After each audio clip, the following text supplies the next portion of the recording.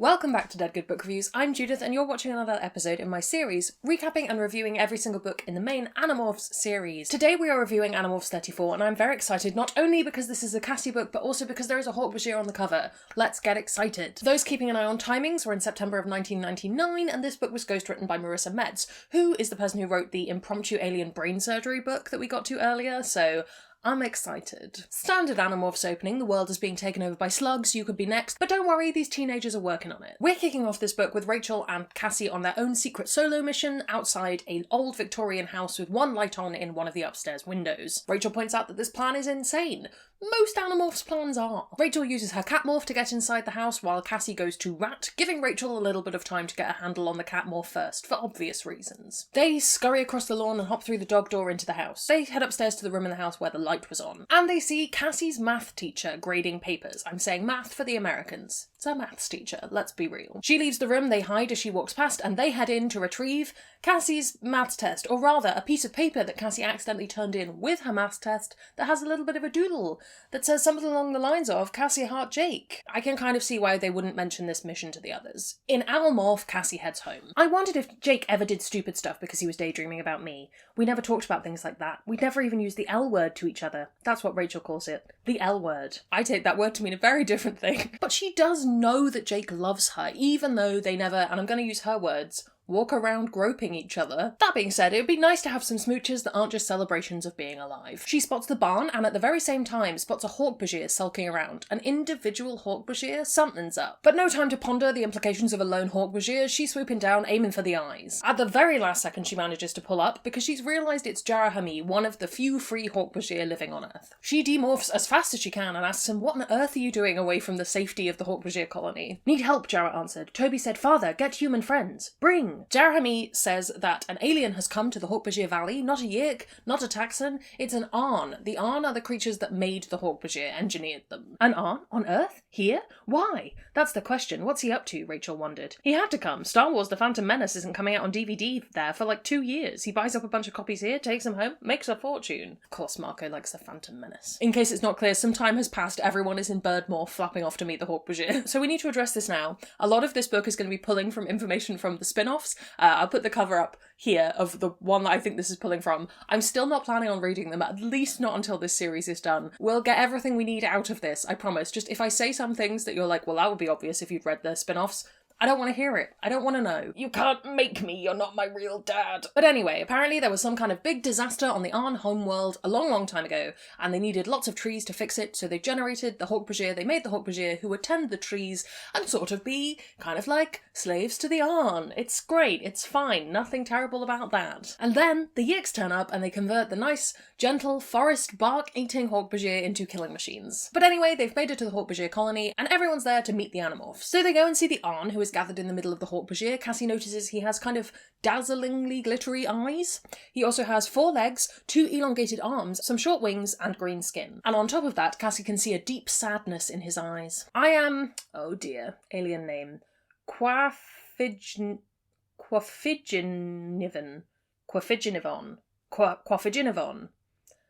He said, the species you claim to know is no more, and I am the last of the Arn. I've just written in my notes, good luck pronouncing that, Judith.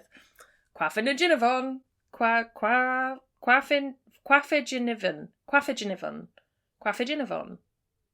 The Arn has come to Earth with a plan to get the Hawk-Bajir their planet back, and also on top of that the Arn only has 412 days to live. His story is that he wants to fix things for the Hawk-Bajir before he dies. The Arn says he intercepted a Yik transmission about the free Hawk-Bajir colony, stole a ship, and came to Earth. But the Yiks don't know where the Hawk-Bajir are, even though the Arn knows where the Hawk-Bajir are, because the Arn has technology to track the Hawk-Bajir because he's an Arn.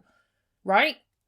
My plan is to collect samples of the DNA of the free Hawk-Bajir with their permission, he added quickly. I would then use that DNA to create a new colony on my home planet. He wants to use that technology to give the planet back to the Hawk-Bajir, but to do that they'll need to fight the Yiks first. The Yiks have these cute little things called weapons, Marco added. So with the Hawk-Bajir, Quafiginivon answered, before they lost their lives to the Yiks. Aldrea Ixkillian Fallon and Dak Hami stole an entire transport ship filled with a handheld Draken beams, as well as a good supply of very sophisticated explosives. Again, That's plot from a previous book, I'm pretty sure. It would be handy to have another planet fighting against the Yeerks so it wasn't just Earth on its own, but it's not up to these humans to decide, they're just there to give some advice. Toby, the firstborn Hawk-Bajir child and seer, not child of all time, just on Earth, she's keen to continue her grandparents' work. Aldrea and Dak, that we mentioned earlier, are her grandparents. She offers to give some DNA, the rest of the Hawk-Bajir follow suit. But of course, that wasn't all the Arn wanted. I have in my possession the Iskeela of Aldrea Iskillion Fallon. Zero's daughter, Axe exclaimed. Zero is the one who gave the Yeerks morphing technology. No, not morphing technology. He just gave the Yeerks technology and bad things went from there.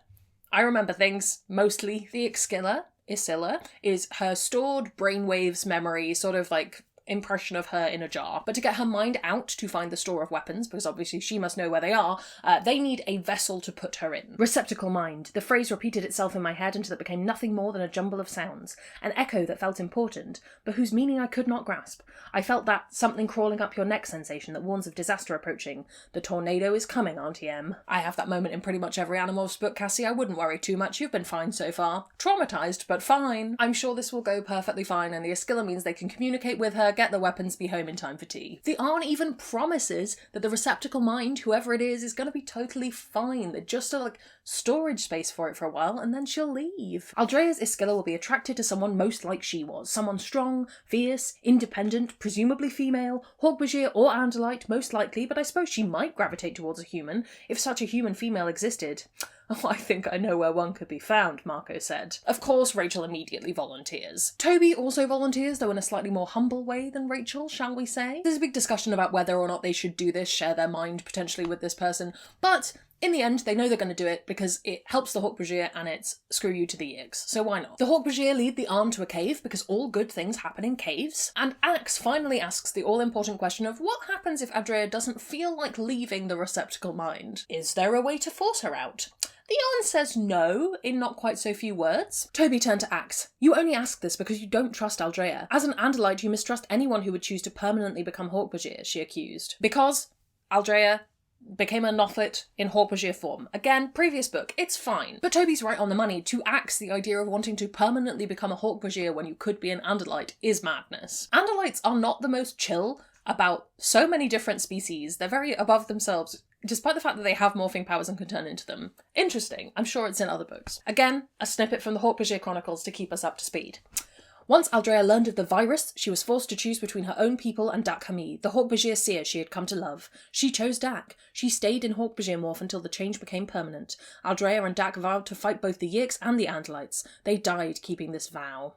It's a real Romeo and Juliet story, but with space aliens. But the Arn does confirm that if she doesn't feel like leaving, there's really not that much they can do about it. Toby says she's still willing to do it because she trusts her great-grandma. Rachel's willing to do it because Rachel. The Arn pulls out a small vial filled with glowing green liquid, which makes me think of the start of Wicked. But instead of doing a musical number, he starts an Andalite ritual. The ritual of Atafalxical. It might be a Hawk-Bajir ritual. Atafalxical. They call on Aldrea and the liquid in the vial starts to pulse. To the same rhythm as Cassie's heartbeat. It's probably fine. Cassie collapses to her knees and the Arn announces that the receptacle has been chosen. Only it isn't Toby or Rachel.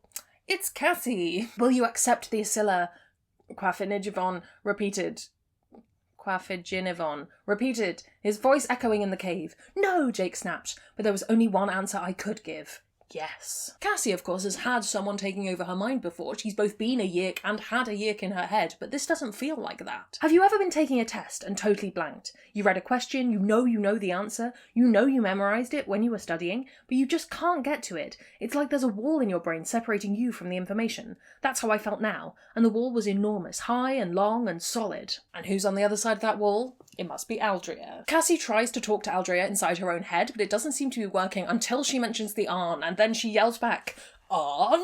The question itself is so forceful, Cassie starts seeing stars. The wall has a hole in it now, and she can feel Aldrea pushing through. Cassie begs her to listen as she explains what's going on, that her grandson and her granddaughter are both here, it's a free Hawk-Bajir colony, etc, etc. They do some calibrating so that Aldrea can see through Cassie's eyes, can see her granddaughter Toby. I felt a strange desire to go and press my forehead against Toby's. It took me a moment to realise the desire was Aldrea's. Cassie goes to do just that, to fulfil that wish, but then Aldrea has just so many many questions. The answer to all of which kind of ends up being, yes, Aldrea, you are in fact dead. Now we're going on to a section where we're going to flit between Aldrea and Cassie's perspective. I will let you know when we change. We're in Aldrea's perspective now. She's convinced there's something weird going on. This collection of emotions she's feeling feels much more extreme than, whatever was in that jar should be feeling. Her current working theory, this is a hallucination that's been brought on by the Yeeks who have captured her body and are now torturing her. But that doesn't make sense with the human body she seems to be in, so it may be time to come to terms with your own death, Aldrea. She demands to know where Dak is, but Cassie has to let her know that they don't know where his Iskilla is. He's probably fully gone. In fact, the Arn explains that the lab where his Iskilla was being stored got destroyed by the Yeeks. I felt a wave of sadness from Cassie. I shoved it away. I had no use for her emotions. She was nothing to me. I can't see this going anywhere good. She also wants to know what happened to Zero, her father, and that's also bad news. Again, I think that's in another book. But hey, Toby's alive, she's here, and she needs a favour. My rebirth had brought me a pain that felt almost unbearable. My Dak gone, my Zero gone, but it had brought me a gift as well, the chance to know my great-granddaughter. I wouldn't give that up for anything. Perhaps I would even see Toby's child one day. We're back to Cassie now. She's repeating what Aldrea has been saying, namely that she can get the weapons for them. The Arn says they'll head off, him and her, tomorrow, off to the planet, but Jake quite rightly says, no, if you're taking our friend's body, we're going with you. But she's just a vessel, quaff, Ginevon said, with a sort of greasy smile. Why would you humans need to come? Because you think she's nothing but a vessel, that's why, Tobias said. Slight snag in the plan. Aldrea really doesn't want to help the Arn, because in her mind, he's just out for himself. But Cassie's having a hard time communicating this, so Aldrea makes the really sensible suggestion Cassie should just give over her vocal cords. Aldrea will use them for a bit. No problem at all, surely won't be an issue later. Do. She conveys in a staggered speech that she really doesn't fancy giving the Arn planet back to the Arn. It should be the planet of the Hork-Bajir. You're asking me to help you use the Hork-Bajir again. Every time one of your new Hork-Bajir kills a Yeek, he will also be killing one of his own kind, Aldrea asked. You brought me back to help Hork-Bajir kill Hork-Bajir? Toby takes over, telling her it's their only option. There are so few Hork-Bajir left who survived the virus that the Andalites threw out. And without this time to grow, they'll never get the home planet back. To get that time, they need to go to the planet and strike a blow at the Yeeks. Toby wants to go. Aldrea says no, you're too young to see how much of bad news that this is. You won't understand. No, it's not a good idea. Toby's adamant. No. I'm going. Yes, Hork-Bajir will die, but it's worth it for the outcome. Think of Dak. I've written Dax in all of my notes, and that is just Justine's cat. Life. No one said anything. The decision was Aldrea's. Had to be hers. We go. But I warn you, Arn, you will not betray the Hork-Bajir and live. Now, let us go home. At that point, Axe says something shirty and she realises there's another Andalite there. They have a bit of an argy-bargy. Axe calls her a Nothlit. It's a whole thing. But Aldrea is adamant she's not a Nothlit, she is a Hork-Bajir. Axe isn't buying it. He knows she is fundamentally peaceful, moral, courageous, and capable of self-sacrifice. You are, in short, an Andalite, not a Hork-Bajir. This tension eases somewhat from an interjection from Rachel, but Axe is still not quite happy. He reminds her that when all of this is done, she's going back in that jar and Cassie's getting her body back. At this, the wall between Cassie and Aldrea goes right back up and Cassie has no idea what her reaction is. I'll take back control of my speech centres now, I said. Of course. A better answer. And if she'd given it without hesitation, it would have been better still. Some time has passed and everyone but Rachel has morphed to bird while Rachel does something of a briefing. She's telling Aldrea about some of Cassie's best fighting morphs. And then Rachel gets to the meat of the discussion. Why didn't Aldrea choose Rachel? Why should I have chosen her? Aldrea asked. She wants to know why she should have chosen you, I reported. Should I explain to her that you are the mighty, the powerful, the ultimate Yeek killer, Xena warrior princess, whereas I am merely an ambivalent, animal-loving, tree-hugging wuss? Unfortunately, Aldrea has no idea why she made the choice. That's all memory from before she was in the body. Cassie decides this is actually going to be way more convenient if they just share the reins when it comes to speaking. They can share the speech centres, it's fine.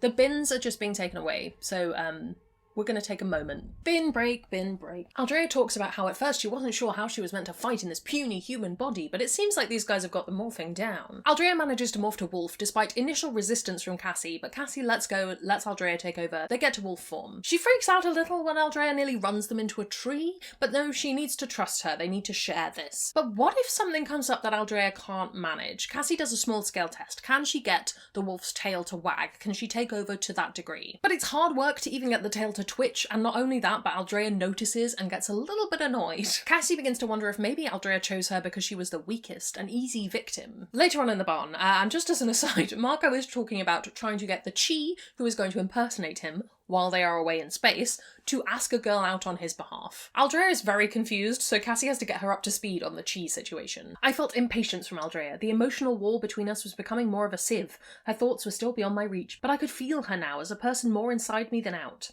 Red flags all round. They're discussing what the Chi will do while they're away, and finally they get to the question of what happens if we don't come back. Eric offers they could stay with the families pretending to be them, but they all agree that would be too weird. Marco asks if they can also write a makeup paper he needs them to do, and we get another fantastic glimpse into Eric's past. How about Franklin Roosevelt? I was the White House butler during his administration. I was the one who came up with the phrase New Deal. Of course, it was during a poker game. Give me the Eric the Chi TV series. Give it to me now. Memory card switch time. Back to the Hawkbajir Valley. Everyone's pretty quiet. They're all a little bit on edge about what's to come. They get to the ship and everyone quickly makes sure they've got a Hawkbajir morph because they're going to need one. Cassie acquires Jarahami's DNA, which of course causes no emotional dissonance for Aldrea at all, him being her grandson. Jarahami slapped his hand against his chest. "Free or dead," he exclaimed. But which one will Cassie be by the end of this book, I wonder? As they examine the technology in the Yeerk ship as they're flying off into space, it gives them a chance to talk about Zero and that whole gave the Yeerks technology and they took over the galaxy thing. Luna, please. Please don't. I'm asking so nicely. There's also the hypocrisy of Elfangor giving power to the humans. Jake shuts it all down and reminds them of the importance of being a team. Aldrea unwillingly allows Jake to be in charge for now, but she's not happy about it, and Cassie can tell. Aldrea has also figured out that Cassie has feelings for Jake and wishes her better luck than her and Dak had, which is not hard. They head into Z-Space and get ready to go to the Hawkbajir homeworld. Back to Aldrea's perspective for a little bit. She's having a dream that her and Dak are together on the homeworld and chatting about how they're a bit concerned about the fate of Zero. Before they can get too far into it, Cassie wakes her up by dunking her own head into a pot of cold water. "It's okay, Jake," Cassie said. "She just had a nightmare. Zero, dead after life as a Yeerk host. Dak, dead, I knew not how. All of them, all our brave soldiers, all gone. A nightmare. A dream of death from a person already dead." Again, I'm sure this is all fine, and we're back to Cassie. It's been 3 days of sleeping on a ship floor and generally hanging out with a somewhat unstable Andalite Hawkbajir in your mind. At the moment, they are still sharing speech centres, but Cassie hasn't given anything else over yet. They're still not quite sure if the Arn is on the up and up, but they're too far in to deal with that now. In fact, they're in so far that they've reached Hawkbajir space. Before they have time to do a full briefing, there's shredder fire outside the ship. Aldrea takes control of Cassie's body in a snap and rushes over to the window, porthole, whatever they're called on spaceships. It's an Andalite ship on patrol getting violent towards the Yeerk defences. Unfortunately, they are in a Yeerk ship, so yeah, that fire's coming at them. They can't fight the Andalite, they can't outrun him, they've got no idea what to do. If they try and talk to him, the Yeerks are going to intercept the transmission and know what they're up to. Axe grabs the controls and pushes the ship out of the way, forcing everyone on the ship to thwack into the left side. But the Andalite ship is still coming. Aldrea says, "I can deal with it. Cripple him if you can. If not," Jake said. "Prince Jake, we cannot," Axe pleaded. "My decision, Axeman," Jake said gently. "Aldrea, it's your show." She manages to clip the engine, which makes the Andalite ship fall away from their own. Yeerk bug fighters then emerge, presumably to finish off the Andalite. "They won't attack us," Marco remarked. "They see we fired on the Andalite. We're a bona fide Yeerk craft." "How lucky for us," Axe said acidly. "That warrior has bought us our passage." But Jake says they shouldn't just fly on by. They're going to fire on the Yeerk ships, which will let the Andalite ship know that they are allies and they can both fight off the Yeerks. Tobias, the expert flyer, lets them know where to go, how to go there, where to aim. They manage to blow apart 3 bug fighters pretty quickly. The Andalite in the ship waves at them as they go after the last one. "We may have just alerted the Yeerks, made things harder. So take 5 seconds to celebrate, then get ready to land. Be ready for battle morphs if needed." "Cassie, I believe I like your boyfriend," Aldrea said. Aldrea's perspective.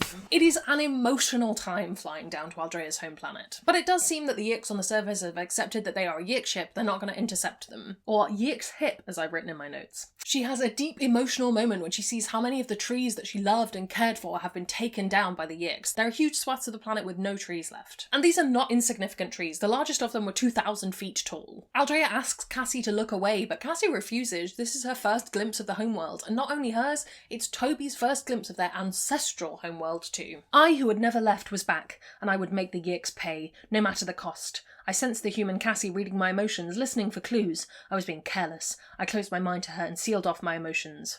Again, I'm sure this will be totally fine, no issues whatsoever. Back to Cassie. They land in no man's land above the Arn Valley, and they should be fine to leave Not in Morph. Nobody's going to be looking for them here. The Arn wants to head to his lab as soon as possible before the Hawk-Bajir DNA degrades. He leads them down into this kind of chasm in the landscape where there are rooms carved into the walls, but nobody seems to be living there. They head down the cliff's edge in single file down a narrow track. At the bottom of the chasm is red and yellow kind of gunk, which is apparently the core of the planet, so great to be so close to that. The Arn presses a button in the wall of the chasm and it opens the door of a lab, which apparently the Arn built after the Yeeks destroyed everything. I've never heard of Yeeks using Arn hosts. Toby said, I understand the Arn spared themselves by altering their own physiology.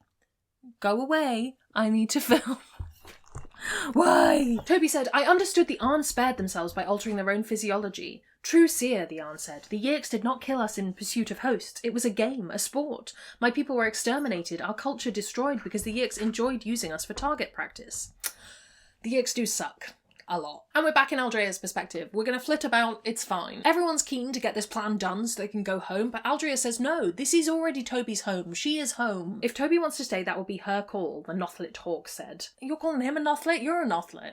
Shut up. Good for Tobias giving Toby options, the rest of them are quite keen to get home. While Aldrea ponders the implication that they might be aware she kind of wants to stay, and also they probably quite want Cassie back at the end of this, she is asked by the others where the weapons stash is. I did not know the location of the weapons. I remembered Dak and I and the others, the few who still gathered with us, taking the ship, but I must have hidden them after recording my Esquilla. Oh shoot, and Cassie picks up that she's been lying. I'm sorry, Luna now has a treat. I can't. This is what it is. If I leave this for another day, this doesn't get filmed. For a moment, Aldrea stops Cassie from talking to the others, and it's kind of an accident this time. But she says she's confident she can find the weapons. She knows where they probably are. Jake said, no choice now, we're here. But you, Aldrea, are no longer to be trusted. You're mad at the Andalites, mad at the Arn, and you don't treat humans as allies. I understand your anger. You're in a very strange reality right now. But we get in and out alive. That's what we do. So if you get in the way, make me doubt you again, we will put you down. Jake is feisty in this book. I mean, I get why, but still. Feisty. They're going to travel as Hawk-Bajir, as travelling in Earth morphs might be just a little bit obvious. Except for Tobias, who's going to be in the air, but he'll be discreet. Time to morph. We're still as Aldrea. Cassie controls the morph, which means Aldrea experiences it more vividly than she might do otherwise. She's very impressed by how good of a morpher Cassie is, which we all knew already. I saw the planet of the Hawk-Bajir as a Hawk-Bajir. I was truly home. Myself once more. Not a female, a male. But that was irrelevant. I was a Hawk-Bajir. But instead, Cassie gives over control of her body so that Aldrea can lead the way. They run up the path that they just came down and start climbing. They're a bit confused as to why they need to go up to go across, but apparently that's just the way it works here. They reach the uppermost branches and then head on out to where Dak and Aldrea once lived. That's the best bet for where the weapons are. Back to Cassie's perspective. Cassie's freaking out about how fast Aldrea is making their body move through the trees, but eventually she stops and lets them all rest. Aldrea takes a little bit of time to watch Toby, her last remaining relative other than Jarahami, but they're on a different planet. She is all I have, Aldrea insisted. I don't even have her. I have Oblivion. Very true, unless she decides to steal Cassie's body, but we'll let this play out. Cassie has to come to terms with the fact that if she is the one who demands that Aldrea leave, in essence she is killing her again. Maybe best not to have these thoughts while the person you're having them about can read your emotions. There it was, I thought, the fatal weakness that had drawn Aldrea's Esquilla to me. At some sub-rational, instinctive level, Aldrea's spirit had sensed the weakness in me. She had known that I could not, would not demand her death. Tobias flies on in for an update and mentions that the stand of trees that they thought they were heading towards may not be what Aldrea thinks they are. Cut back to Aldrea, who is now quite anxiously speeding through the trees again, thinking in some irrational part of her mind that maybe getting home means seeing Dak again. Even though that is completely nonsense, she still feels it within. She pulls ahead, so it's only her and Tobias who come into the clearing. A clearing that should not be there. My home, the valley's end where the branches reached across the chasm to touch, was a Yeek pool. The others catch up.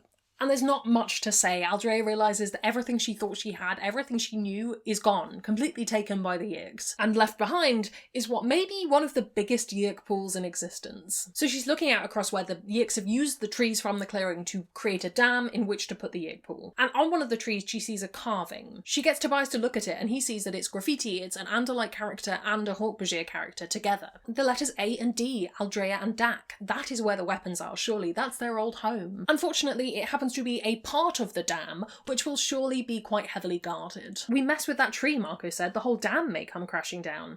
That's what she wants, Rachel said. revenge. I mean, I would as well. I mean, let's not forget that at the beginning, one of the worst things the Elamists showed the Animorphs was their whole town turned into a Yeerk pool. They begin coming up with a plan. We're back to Cassie for plotting time, okay? It's not easy to come up with a solution to this particular problem. Even Aldrea agrees that this plan is pretty insane. We need a whale, Jake said. He looked at me, at Rachel. I'll do it, Rachel said. Hey, it'll be... No, I interrupted. A sperm whale has a very narrow mouth, and I'm better at controlling a morph. Faster. Aldrea is of the opinion that this is not how one ought to use morphing powers. It seems to have been working for these teenagers so far. You do you, guys. Weirdly defensive of them today. They take a vote, and despite Aldrea's persuasiveness, Cassie and the others agree that they're going to go ahead with the plan. Cassie morphs to Osprey, and the others all get to flee and hop on her wings. Toby is left behind because she is a child and also does not have morphing powers. She's more of a child than the other children. It's fine. So the fleas are now inside Cassie's beak, as her mouth can kind of stay in the same place when she's morphing to whale, and very aware of them in there, Cassie begins to demorph in mid-air above the pool. While Aldrea screams at her that this is not possible, Cassie focuses on demorphing and not opening her mouth. She falls as mostly human, but manages to keep her wings because she has talent. Having slowed her fall enough, she makes it to above the Yeerk pool and starts morphing to whale. As she falls, the Yeerks begin shooting at her. Well, a girl-whale hybrid, which is probably a good thing because they don't want them to know there are humans there. Cassie gets shot, Aldrea tries to take over her mind, but Cassie wrenches control back and finishes morphing to whale. Back to Aldrea's perspective. She thinks that they have certainly sealed her doom, but she can't do anything. Cassie's holding her at bay. But Cassie gives over control because she needs Aldrea to use the whale's echolocation to find the right tree log. They need to get to the surface so that the others, who are currently inside the whale mouth, can breathe. The Yeerks promptly fire on them some more. Tobias and Axe in Ant-like morph leap out of the whale mouth and start attacking the Yeerks. All on the battlement of the dam, the dike battlement. It's a fun word. Whereas Jake and Rachel in Hammerhead Shark Morph head underwater to deal with the incoming Taxons. More Taxons! It doesn't matter. Taxon versus Shark isn't even a battle, it'll be a slaughter. None of the Taxons will live to tell their masters anything. Great. Cassie begins to demorph, planning it carefully so the Yeerks are least likely to see her in human form. But she still has to breathe, so she kicks to the surface, hoping the Yeerks are distracted enough not to attack her. This works out okay. Thank goodness. Cassie begins to morph to Hawk-Bajir, but she's so tired, she's finding it really difficult, so Aldrea advises her to stick a wrist blade into the log of the tree so she can just hang there while she morphs. She doesn't need to tread water. We are likely to be overrun within seconds, Axe said calmly. He means hurry, Marco cried. Hurry or we're toast. Back to Cassie now. She's fully Hawk-Bajir and also fully exhausted. She lets Aldrea take over because apparently that makes you not exhausted. Let's not question it too much. She clambers down the wall and into the water, now thankfully Taxon free. She finds the right log. The door to the log is all there, but the water pressure is keeping it closed. But with the help of Marco and under heavy fire, they manage to get it open, water spills in, they all spill in, it's all gone okay. Aldrea says the code, Mother loves Zero, and the lights come on. You okay, Cassie? Rachel asked. Aldrea, actually. Cassie is exhausted, Aldrea said. Rachel's not happy with this, but there's no time to get into it. They need to keep going with the plan. They're going to burn their way out of the other side of the log. This will also cause all the water to follow, and the dam will collapse, destroying the Yeerk pool, killing a bunch of Yeerks at the same time. Great stuff. They fire the Draken beams of the ship, which is inside the log, at the side of the wall, create a hole, all goes according to plan. And they fly the ship out of the side of the log, while the water pours out behind them, or whatever it is the Yeerks are kept in. The water continued to drain. The Yeerks in their host bodies might be able to save some of their brothers and sisters. Not many, not all. Thousands of Yeerks would lie there, dying a slow death of dehydration as the water left them stranded, or asphyxiation as they sank helpless into the mud. Because of me. Okay, Cassie. Still in Aldrea's perspective. They deliver the weapons and meet back up with Toby. Aldrea is shocked that they managed to pull this off, which honestly I would be too if we were not 34 books in. She's also surprised that the Animorphs seem upset by their victory and mentions as much to Axe. Yes, they regret doing what they know they must. They have an almost Andalite sensibility. I smiled.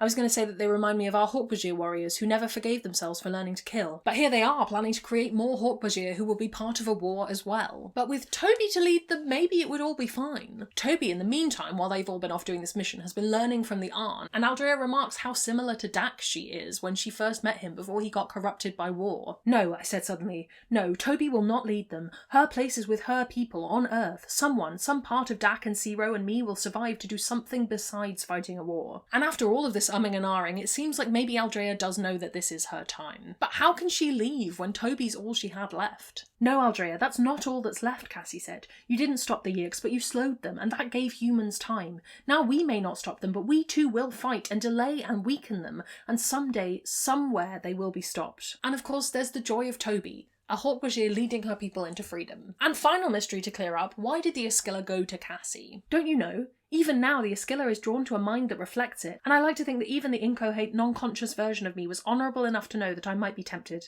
to cling to life, and that I might need someone strong enough to return me to the path of my own fate. So, how are they going to convince Toby to go back to Earth? Cassie screams to Jake that Aldrea is trying to take over. It all gets very dramatic, with Axe holding his tail blade to Toby's throat. And Axe says that they're going to take Toby back with them to the planet to ensure Aldrea's good behaviour. Even if the Arn makes a new body that Aldrea can go in, she needs to behave, else they're killing her great-granddaughter. And so Aldrea leaves Cassie behind, goes back into her little green jar. Yes, it was all a trick to make sure that Toby went back to Earth, didn't try and stay with her grandmother on the Hork-Bajir planet. She'll probably figure that out, but by that point they will be on their way to Earth and there's not much she can do about it. My thoughts, my consciousness, my memory were all fading. I still saw my son, still saw Dak, still saw... And that's the end of the book. Oh boy, I was listening to Hans Zimmer while I read this and it got very emotional towards the end. I'm not doing it service. These are the books I think you should read. Actually, these last kind of 2 or 3 have been just stellar content. Next time I'm going to listen to Honky Tonk all the way through.